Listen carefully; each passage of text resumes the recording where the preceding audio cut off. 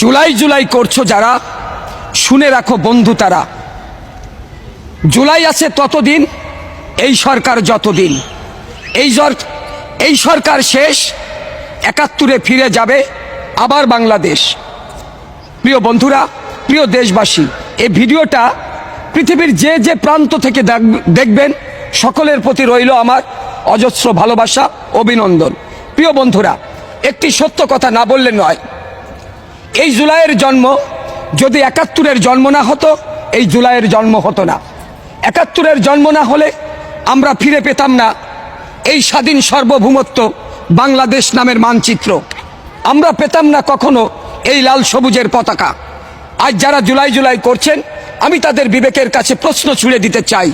আপনারা একটু তাকান সেই ৭১-এর দিকে, যে ৭১-এ ৩০ লক্ষ শহীদের রক্তের বিনিময় আমরা পেয়েছিলাম একটি লাল সবুজের পতাকা, আমরা পেয়েছিলাম একটি বাংলাদেশ নামের মানচিত্র।